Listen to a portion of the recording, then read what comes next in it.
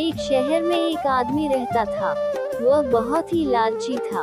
उसने सुन रखा था कि अगर संतों और साधुओं की सेवा करे तो बहुत ज्यादा धन प्राप्त होता है। यह सोचकर उसने साधु संतों की सेवा करनी प्रारंभ कर दी। एक बार उसके घर बड़े ही चमत्कारी संत आए। उन्होंने उसकी सेवा से प्रसन्न होकर उसे 4 दिए दिए और कहा, इनमें से एक दिया जला लेना और पूर्व दिशा की ओर चले जाना। जहाँ यह दिया बुझ जाए वहाँ की जमीन को खोद लेना, वहाँ तुम्हें काफी धन मिल जाएगा। अगर फिर तुम्हें धन की आवश्यकता पड़े तो दूसरा दिया जला लेना और पश्चिम दिशा की ओर चले जाना। जहाँ यह दिया बुझ जाए वहाँ की जमीन खोद लेना, तुम्हें मनचाही माया मिलेगी। फिर भी संतुष्टि ना हो तो तीसरा दिया जला लेना और दक्षिण दिशा की ओर चले जाना। उसी प्रकार दिया बुझने पर जब तुम वहाँ की जमीन खोदोगे तो तुम्हें बेअंत धन मिलेगा। तब तुम्हारे पास केवल एक दिया बच जाएगा और एक ही दिशा रह जाएगी। तुमने यह दिया न ही जलाना है और न ही इसे उत्तर दिशा की ओर ले जाना है। यह कहकर संत चले गए। लालची आदमी उसी वक्त पहला दिया जलाकर पूर्व दिशा की ओर चला गया। दूर जंगल में जाकर दिया बुझ गया।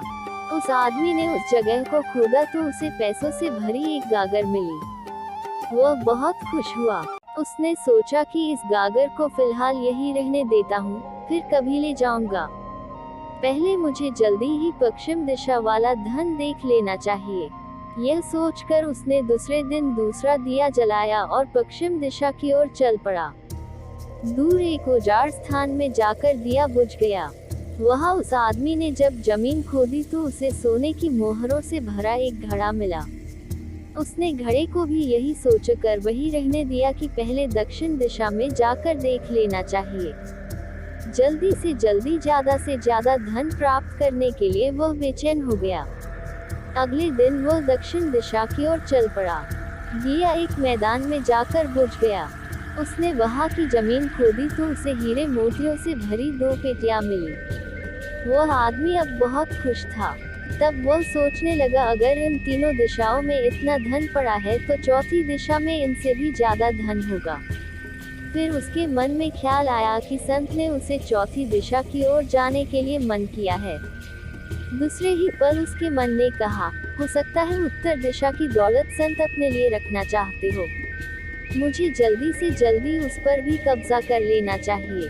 ज्यादा से ज्यादा धन प्राप्त करने की लालच ने उसे संतों के वचनों को दोबारा सोचने ही नहीं दिया। अगले दिन उसने चौथा दिया जलाया और जल्दी जल्दी उत्तर दिशा की ओर चल पड़ा। दूर आगे एक महल के पास जाकर दिया बुझ गया। महल का दरवाजा बंद था। उसने दरवाजे को धकेला तो दरवाजा खुल गया।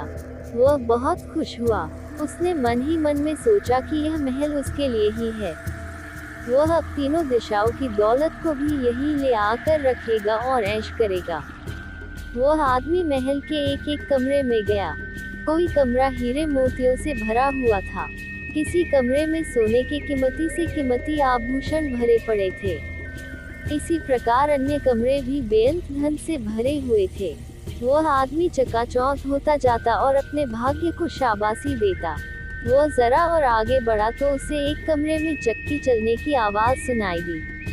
वह उस कमरे में दाखिल हुआ तो उसने देखा कि एक बूढ़ा आदमी चक्की चला रहा है। लालची आदमी ने बूढ़े से कहा कि तू यहाँ कैसे पहुँचा? बूढ़े ने कहा, ऐसा कर यह जरा चक्की चला, मैं सांस लेकर तुझे बताता हूँ। लालची आदमी ने चक्की चलानी प्रारंभ कर दी। बूढ़ा चक्की से हट जाने पर ऊंची ऊंची हंसने लगा। लालची आदमी उसकी ओर हैरानी से देखने लगा। वह चक्की बंद ही करने लगा था कि बूढ़े ने खबरदार करते हुए कहा, ना चक्की चलानी बंद ना कर। फिर बूढ़े ने कहा, यह महल अब तेरा है, परंतु यह उतनी देर तक खड़ा रहेगा जितनी देर तक तू चक्की चलाता रहेगा। अगर चक्की चलनी बंद हो गई तो महल गिर जाएगा और तू भी इसके नीचे दबकर मर जाएगा। कुछ समय रुककर बूढ़ा फिर कहने लगा, मैंने भी तेरी ही तरह लालच करके संतों की बात नहीं मानी थी और मेरी सारी जवानी इस चक्की को चलाते हुए बीत गई। वह लालची आदमी बूढ़े की बात सुनकर रोने लग पड़ा। फिर कहने लगा, अब मेरा इस चक्की से छुटकारा कैसे होगा?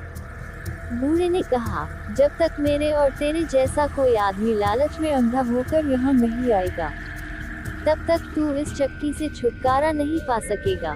तब उस लालची आदमी ने बूढ़े से आखिरी सवाल पूछा, तू अब बाहर जाकर क्या करेगा? बूढ़े ने कहा, मैं सब लोगों से ऊंची ऊंची कहूंगा, लालच बुरी बला है।